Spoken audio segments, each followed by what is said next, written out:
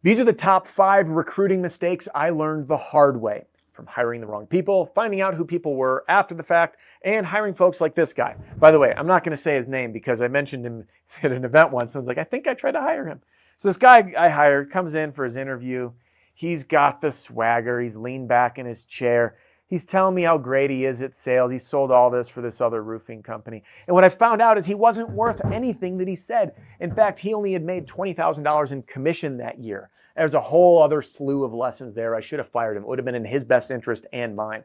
But my point is, if you ever hired the wrong person, if you ever thought that maybe you're not getting enough applicants, hey, let's put all of that at rest for a minute. Let's run through this list of the top 5 recruiting lessons I learned the hard way. Because if you can grab just one idea from this list that helps you find and keep a $1 to $2 million per year producer, it's game changing. And then this skill applies for all of the years over and over again that you recruit. Like, this is the mindset of top business leaders, is seeing the value that one idea put into business and leveraged can become a $1, $2, $3, $5, $10 million concept. And I'm not kidding. The power of what I'm going to teach you is just that. So I'm grateful for you spending your time with me, and let's rock and roll. Welcome or welcome back. Adam Bensman here. Let's talk recruiting. Roofing sales is personal development in disguise, and the reward for growth is life-changing. I hope my content helps you create a richer life and bank account. All right, let's hit lesson number 1. Lesson number 1 is that your job is not to give people a shot. Your job is to keep the wrong people off the team. Now, I got to give credit where credit is due, because I actually learned this one from Jonathan Wisman. Jonathan Wisman wrote a book. He's the author of the book called The Sales Boss. He's also the CEO of a company called Who Hire. They do AI automated recruiting. They got a really beautiful recruiting process. And Jonathan is a contributor in the RSRA community. In fact, we hosted a 2-day recruiting workshop at their office in Phoenix, and Jonathan and Wesley on his team just blew my mind. Like, I thought I was good at recruiting, and I heard these guys present, especially Wesley and Jonathan, on their interview process, some of which I'll be sharing with you today. But again, got to give credit where credit's due. But this mindset shift that Jonathan gave me, instead of like many roofers, hey, we'll give them a shot, let's try it out, to then imagining you're the gates, and like, my job is to like, okay, am I going to let you through these gates or not? And if you change your mind, change your view and your perspective, when I say mind, your mindset, around giving people a shot to instead keeping the wrong people out, you're now a filter instead of a magnet. A filter instead of a magnet. And it's a beautiful mindset that will lead me to lesson number 2, which is your job is to interview for culture fit. There was a recent discussion, by the way, inside the RSRA community, and I keep what's said in our community private. That's why you don't see me airing the 2 to 5 sessions we do per week, or the hundreds of comments that are happening in conversation, or the connections that are made. But I'm sharing concepts with you. And we had a conversation conceptually around fit, and like hiring a sales manager, and how important age was versus skill sets. Like, do I hire a demographic that would someone be better if they were in a more senior position, or if they're younger? And at the end of the day, my feedback was all that matters is the culture. Because I'll never forget, there was a company I worked with, and they were a massive company. They were doing $55 million a year, roughly, by the time they sold. And they had a sales manager who was older, but everyone turned to him almost like a father figure. And the rest of the sales team was generally quite younger. And then other times that I've seen, like, we have another member of ours, the sales manager is really young. I remember when I was in the business, I was the youngest person at the company, and I was a sales manager. So what matters isn't age and all these things. What matters is the culture.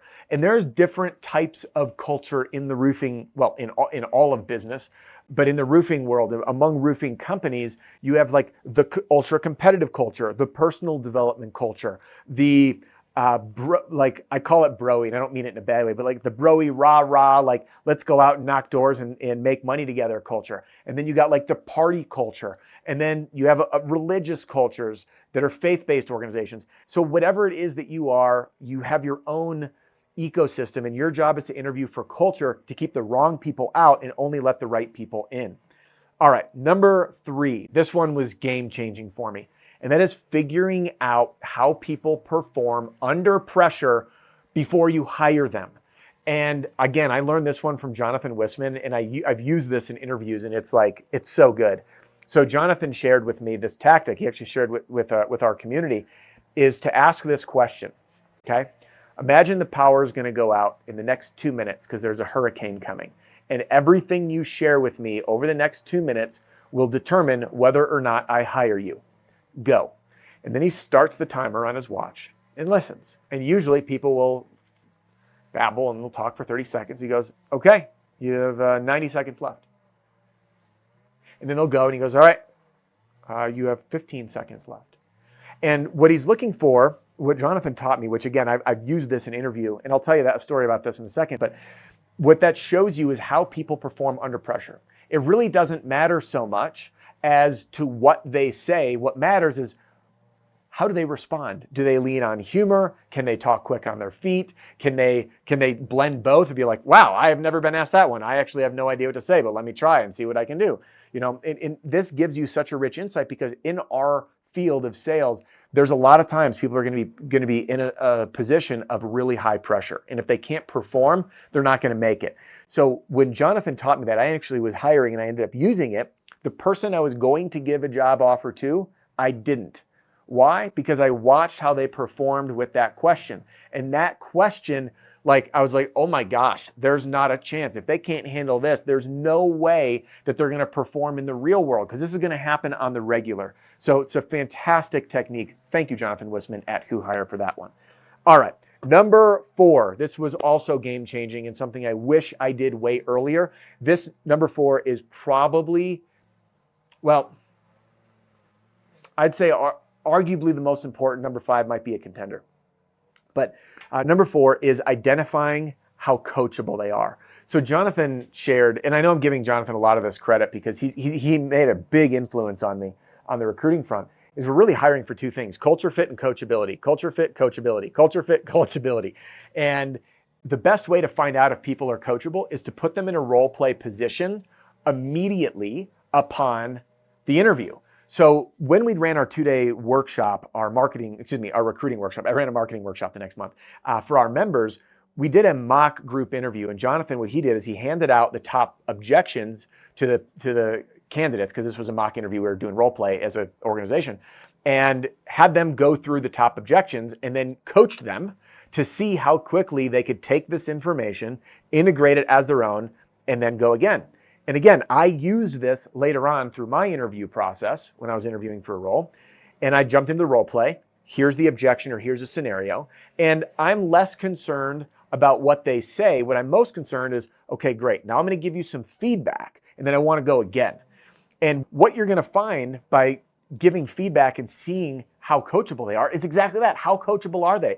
If you're about to hire someone and you find out that doing role play is like miserably uncomfortable, they're not going to make it in sales. If you do role play and then give them feedback and it just doesn't click, why bother? Because someone who is not coachable will not improve. So that's number 4. Huge. Are you doing these, by the way? I'd love to know what your biggest lesson or recruiting lesson was, because it was my list of 5, but maybe you've got more. All right, number 5 is setting expectations. This I see falling short all the time, and I used to do it too, is like bringing someone on board, and in your mind, you're like, they'll do well or they won't. But the person you're hiring has to have a set of expectations. What is the performance that's expected of them? At what point should they either be self-generating leads or achieving a close rate, if you're in retail, that is appropriate to the company standards and expectations? What's the sales volume that's expected of them? Because one thing Jonathan taught, which I freaking love, was in the hiring ad to write, you will earn X dollars by this date or you won't work for us. Instead of you could earn all this, you're about to provide all of the training and resources that they need. Well, you should be at least. Hopefully you are. And when you do that, if people are following your system and process, then yes, they should earn that amount of money. Not like you could. If they're not earning at least X dollars by this date, that's the cutoff. And when you set those expectations, it changes how they view onboarding and if they're held accountable or not. And I'm telling you, it will set your people up for success and make it so much easier for you to hold people accountable. So there are my top 5 recruiting lessons that I learned the hard way, and I hope they find you a multi-million-dollar producer. And if you want help finding out where to recruit from, jump into this next video and I'll show you the top 9 industries to pull from for great roofing sales reps. We'll see you soon.